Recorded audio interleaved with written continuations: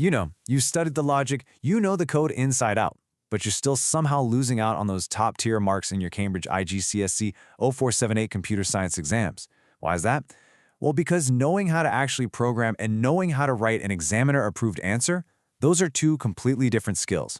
So today, we're demystifying Visual Basic and laying out the exact high-mark exam strategies you need to secure those elite grades. We're going to bypass the basics entirely and jump straight into the examiner's mind. Okay, let's dive into this with a massive trap that catches students every single year. Which data type costs you marks if it's used for currency? Is it A, integer, B, decimal, or C, double?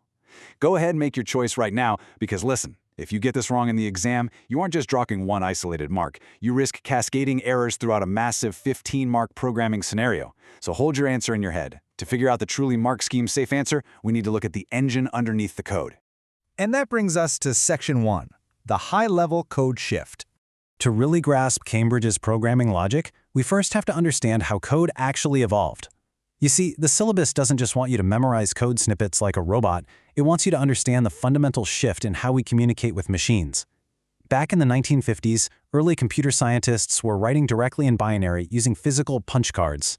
I mean, imagine making a single mistake and having to throw out the cardboard and start the whole thing over. Fast forward to today, and we use high-level programming languages. These are brilliant, right? Because they use coding statements that are incredibly close to our own human language. But here's the catch. The computer still only understands ones and zeros. So before execution, all that beautiful human-readable code absolutely must be translated right back into binary by the computer. Understanding this massive leap in technology is the literal foundation of everything we're going to do today. Now, the foundational rule here is crystal clear. The majority of high-level programming is completed using an integrated development environment. That is not just a throwaway quote. Understanding this specific tooling, the IDE, is literally your first step to securing those top band marks in Paper 2. Moving right along, Section 2, inside the Visual Basic IDE. Let's zoom in on the exact tool the syllabus specifically highlights. An integrated development environment is software that helps programmers to design, create, and test program code. Now, whatever you do, do not paraphrase this in the exam. Memorize these exact 3 verbs: design, create, test. If you use generic phrases like make code or write apps, you are going to lose incredibly easy points. Lock this Cambridge safe definition into your memory right now. So within the syllabus, a really prominent example is Microsoft's Visual Studio 2019 Community Edition. The specific IDE gives you the massive toolkit necessary to build type-safe .NET applications using Visual Basic. It lets you create everything from super simple text-based console apps all the way to complex graphical Windows forms. But hey, before we write a single line of code, you absolutely have to grasp the underlying structure. Visual Basic relies heavily on things called classes. Think of a class just like a blueprint or a template that holds pre-written code. These classes then support the functionality of objects, which are the actual items you interact with, like the buttons or text boxes on your screen. Mastering all this takes a scaffolded approach. First you demo the code, then you practice it, and finally you tackle the challenge tasks. Actually, pause for a second. Before we move into the actual data types, I need to give you a massive warning. There is a hidden examiner clue regarding data types that completely changes how you must answer scenario questions in Paper 2. And honestly, if you miss this clue, even perfectly functioning code will score literally 0 marks for justification. I'm going to reveal exactly what that hidden clue is in just a few minutes, but first, you need the technical framework to even understand it. Which brings us to Section 3, Essential VB Data Types. Okay, memory allocation is a massive trap for students. When you declare a variable, you're reserving space, and choosing the wrong box size is a critical error. For example, a decimal takes up a massive 16 bytes of memory. It's used for precise fractional values like currency.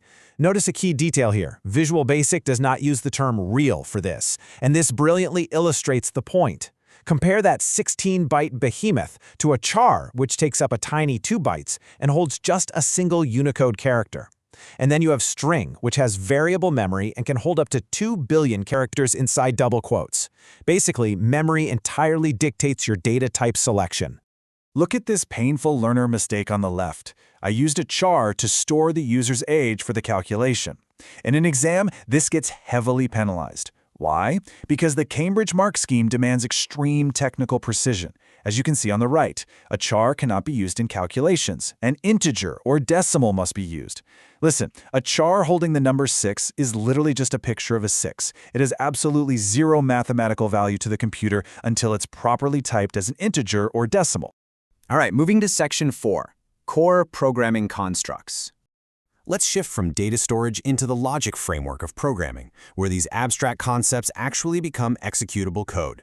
Here's another precise definition you desperately need for Paper 2.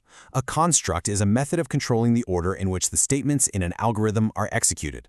Just like that idea of definition earlier, write this down verbatim. When the examiner asks you to define a programming construct, this exact wording is what guarantees the mark.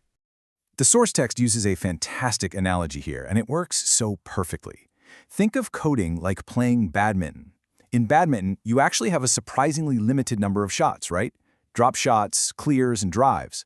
The real skill is in how you combine those shots to win the game. Well, programming is exactly the same. You only really have 3 basic constructs: sequence, selection, and iteration. An elite programmer acts just like a champion badminton player, seamlessly weaving these 3 simple constructs together to create incredibly efficient, logical solutions to totally complex tasks. Let's turn all this into actual grades. Section 5, High Mark Exam Strategy. So, let's escalate the stakes. We have the definitions, the data types, and the constructs. Let's move to the 4-step upgrade framework and see how this builds an elite response. When you're answering a long-form question, you can't just write down the first thing that pops into your head. First, state the concept. Second, pull evidence or data directly from the scenario. Third, apply your scientific reasoning to explain the why. And finally, wrap the whole thing up in precise examiner wording. This algorithm literally elevates your responses from average to elite. And you know, a massive part of that precise wording comes from mastering Cambridge command words. State and define require direct, factual recall. Describe and explain demand the actual mechanism and the reasoning, the how and why. Calculate and show means you have to physically display your formulas, your substitution, and your final answer. And evaluate and suggest require contextual judgment based heavily on the scenario. Just remember the golden rule here. 1 mark normally needs 1 distinct technical point without ever repeating ideas. Okay, let's play examiner. Grab your red pen. Take a look at this weak answer on the left. The program checks if the data is correct. That's 0 marks. It's way too generic. Now, compare it to the upgraded answer on the right. The program uses a validation check to ensure the data is reasonable and within boundary limits. See what happened there? We upgraded the generic word correct to the highly specific technical term validation. And we specified exactly what is being checked, the boundary limits. That is exactly how you secure top marks. So, here is a challenge for you. Pause this explainer right now and solve this. How would you justify using decimal instead of real for a currency scenario in Visual Basic? Think back to what we said about memory allocation. Go ahead, write your answer down using the specific nouns and constraints from a hypothetical currency scenario. Now, what's really interesting about this slide is the reveal. Here is the resolution to that hidden examiner clue from earlier. Did you use the scenario's specific words in your answer? Because the secret clue is scenario nouns. Generic answers always fail. If the question is about a theme park ticketing system and you just write a 16-byte decimal is used for fractional numbers, boom, you lose the justification mark.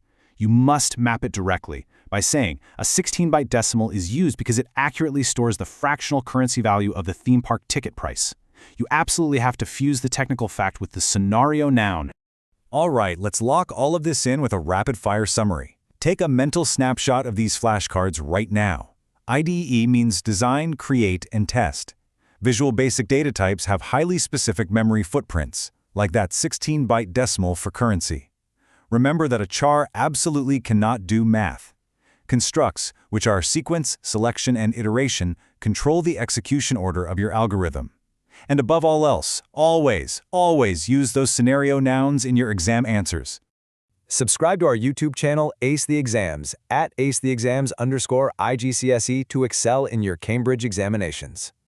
Okay, so you now know how to build and validate code logically on a single machine. But what happens when the exam scenario dramatically shifts and suddenly asks you to map these exact programming constructs across a wide area network with varying topologies? The data types and memory rules remain the same, but the transmission risks completely multiply.